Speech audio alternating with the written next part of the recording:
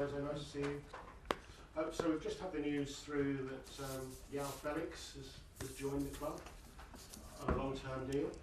Your reaction? Why him? Oh, first of all, because it's a good player and he's a talent. We know already. The club already knows him from 2 years ago. I think the good thing about Joao also is that he can play different position with us. He can play inside, he can play as a 9, he can play outside. So this is the reason why. And obviously Connor's gone the other way. Do you think fans will understand that deal? This question is for the fans. I don't know, to be honest. The only thing I can say is that it's not from today. It's already days or weeks that the agreement is there, is close, and then broke, and then again. So it's not something that it's in the last 2-3 days. It's already, as I said, days, weeks. So I think it's nothing new. Just on Felix, obviously a bit too late because you announced the squad for him to be involved tomorrow night. Exactly. Yeah. He's not in the list for tomorrow game. And with Raheem and Ben, will they be training? They're not in the squad for this game. Will they be training with the rest of the players later on? They are, in this moment, they are training apart. As I said already the other day, the situation with both of them is quite clear, and there is not any update on the situation. So we can read into that their days at Chelsea are over. Say again, sorry? Their days at Chelsea are over, both players. No, because they are Chelsea player. Until they are Chelsea player, they're gonna be Chelsea player. But I said the other day, we have a big squad, and for me it's impossible to give all of them minutes. So some of them, if they are looking for minutes, probably it's better to leave. And in case they don't leave, they have a contract here and they are Chelsea player. Ian? Final one from me. Go on, Gary. I've read the words describing the way you've dealt with Raheem and Ben and potentially other players as well as brutal. Do you see yourself as brutal? Brutal? I don't think so. I just try to be honest. I said, and I can repeat again in case it's not clear. I spoke with Raheem before City game. I said that he's going to struggle to get minutes with us, and this is the reason why he was out of the squad. And with Chile, I said that he's a lovely guy, but he's going to struggle because his position with us is going to struggle. So if you define this brutal, it's up to you to decide. For me, it's not brutal. It's just honest. Yeah. Hi Enzo. How are you going to keep all the players that you've got happy when they're not playing? Is that going to be your biggest job? I think it's the job of all of the manager to try to keep all the players happy, but this is something almost impossible because they train every day to get minutes, and at the end, only 11 they are going to play. Some of them they gonna play some minutes from the bench, but it's almost impossible to keep all of them happy. The only thing I can say is the same thing I said your colleague, that I try always to be honest with all of them. In this moment, probably the noise it's more outside because I'm working with 21, 22 players in the last since we are back from USA. I'm not working with 42 or 43 players, but I already said many times, but I can see that you like to say that we have 42, 43 players, but more than 15 players, they are training apart. They are not with the team. In terms of some of the signings you made this summer, I mean, like Joao, Felix now, Pedro, Neto, I mean, where are they all going to play? Because some of them do play in the same position. Yeah, Pedro can play right winger, he can play left winger. Joao can play as an attacking midfielder, can play as a 9, can play as a winger. So, and we have many games.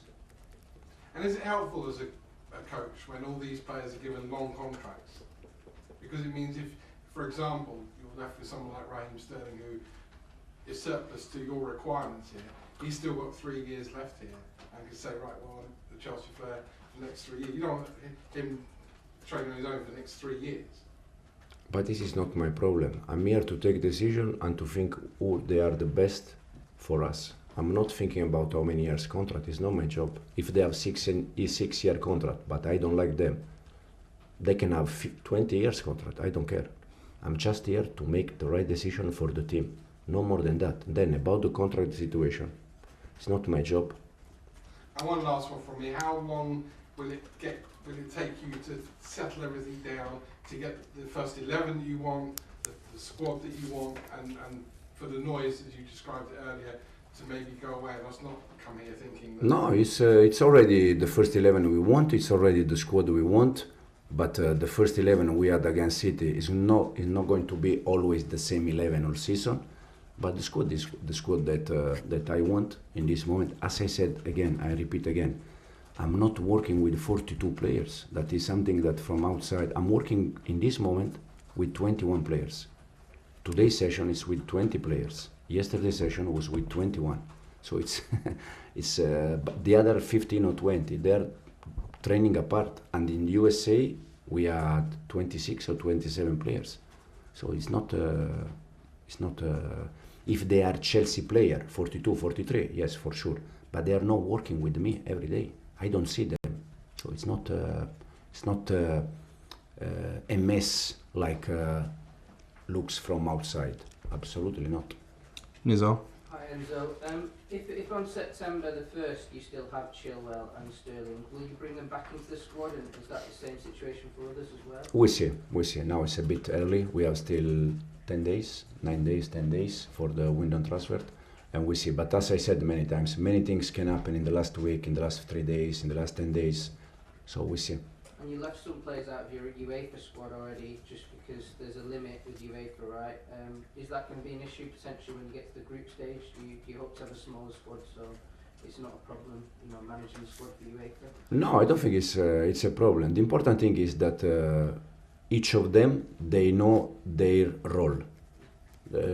When the squad will be finished and we have 25 players, they're gonna know that they are not going to be a starter player all the 25, because it's something impossible, and we define that quite clear.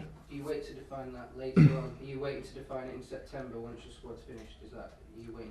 Yeah. In this moment, for instance, West Fofana is out, but it's because he played the other day, and because it's 1 year injury, he cannot play Thursday. So some decision is also because we take care of the players.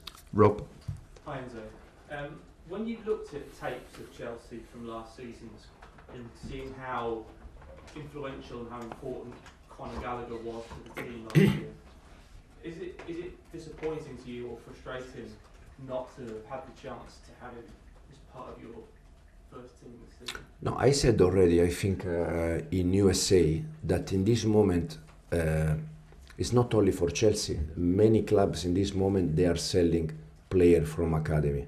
That is very sad, because at the end it's very sad, because we all love, I mentioned the other day in America, in Italy we have Totti, that he played with the Roma 20 years, was his team. We all love that. But now in this moment the rules are a bit different, and sometimes you need to sell your academy player to have 100% profit, and it's the situation, but also the rules, they are there. So we need to try to at least to try to respect the rules. I mean, Conor brought something quite unique to Chelsea's team last season. How satisfied are you that you've got players in your squad now that can bring what he brought and do what he did? But I think in the way we want to play, for sure, unfortunately Romeo last year was not fit. This year started very well, and he can give us also off the ball a big help. Then we have Enzo, that I think in terms of personality and character is quite strong. So I think we are okay in the way we are. Andy? Hi Enzo. Hi. May I ask, I'm just a little bit confused about the Raheem situation, because it seemed he played quite a lot during the summer, and now all of a sudden he's not part of your plans. Can I ask how you came to that decision? It seems quite late, 2 days before the Man City game. No, it's not late. No. Who played the first game against Wrexham as a winger? You remember? No, I wasn't there, but I'm asking. George, Yeah, academy player. Okay. Who played the second game as a winger? Misha. Okay. Who played the other game? Raheem. So it was a chance to see all of them. Okay. So it's not just 2 days before the competition, official competition. So why does Raheem not fit into your plans? What is it about him? It's not because he's. I'm not saying that Raheem is no good player, but I prefer different kind of wingers, and this is the reason why. Okay. Also, you're quite strong in respect to you don't care about the length of play, the contracts, that sort of thing. You're about the team. What do you feel? Do you feel sympathy for those who are training alone? How they must be feeling at the moment? No, yeah, for sure. That is not a comfortable situation. For sure, I don't have any doubt. Also because when I was player, happened exactly the same with me. So I know exactly 100% the feeling. But also, I think it's good to know that if you are going to stay, you are going to struggle to get minutes. So probably now in this moment, it's not the best situation. But probably in 2 days, in 1 week, in 10 days. Can be a better situation because you move and you join a club that probably you are going to play more minutes. Kieran? Hi Enzo. Hi. I was actually going to ask you there, did you ever go through this when you were a player? So when and where did that happen and how did you take it when you were?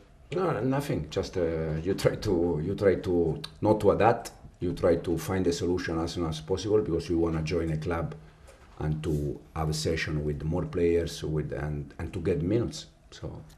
Can I check on Rory Jennings? He's in the squad for tomorrow. Can he actually play? Reece? No, it's not. It's still injury.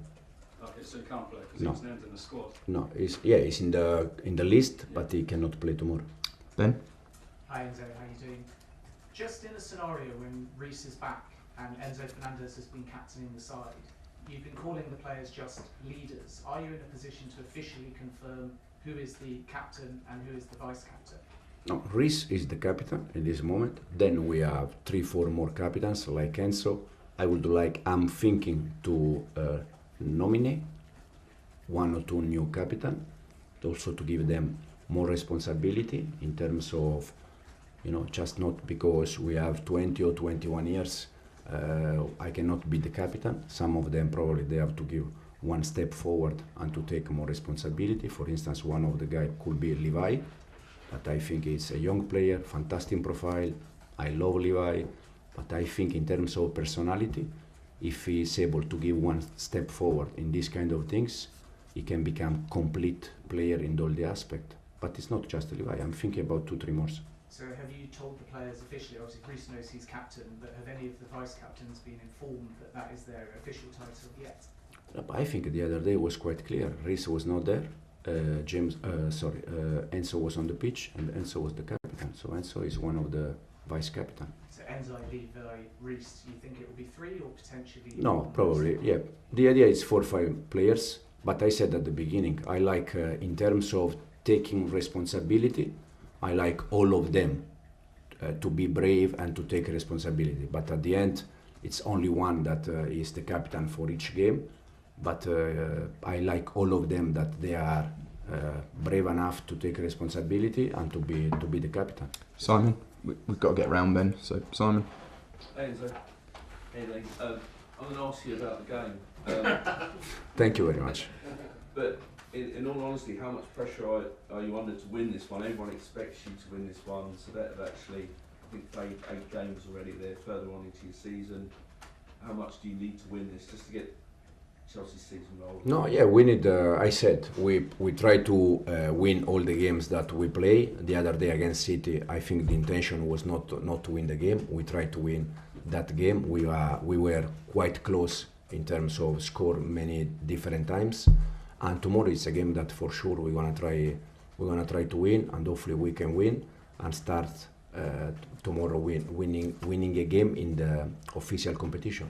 Because all due respect to Servette, it will be a bit embarrassing if Chelsea don't go through to the group phase.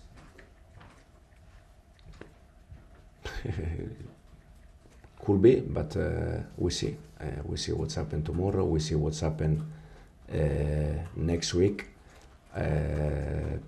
I'm just, to be honest, I'm just focused about tomorrow game, not about thinking in case we don't win or these kind of things. And just noticing on Sunday, I think the crowd were getting a little bit frustrated already with the style of play, even though it was just your first game. I think there was a clip of you almost turning around and sort of being a bit frustrated.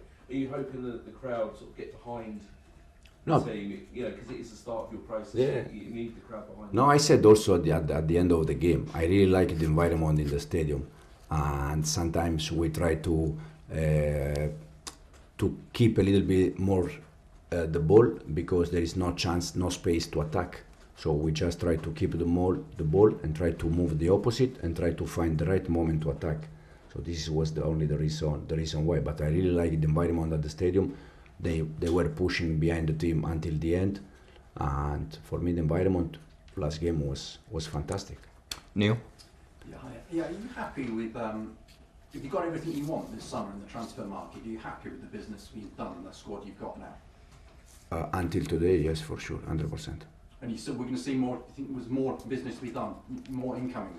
you still, do you feel your squad's complete? We see, as I said before, still 10 days, anything, unfortunately, still 10 days, so anything can happen. And for us, in terms of bringing new player, but also selling player, we see.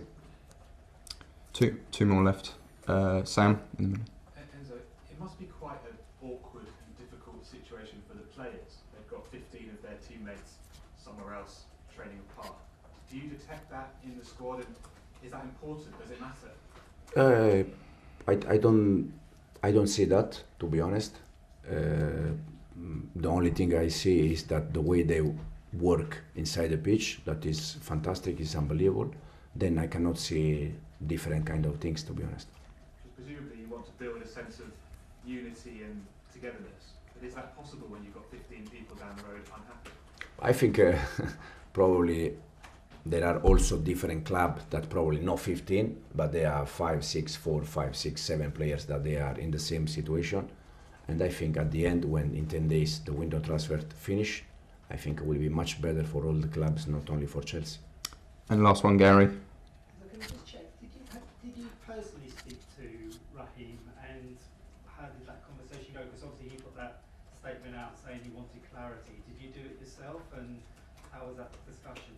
I spoke with Raheem 1v1 the day before City, and I explained him exactly the situation. On Monday, because he wanted the clarity after the game. I don't see Raheem after the game. He's training apart, as I said, but in case I will sit with Raheem, I will tell him exactly the same things that I already told him. I don't have anything new to tell him because I was quite clear. Okay? Thanks everyone. Thank you.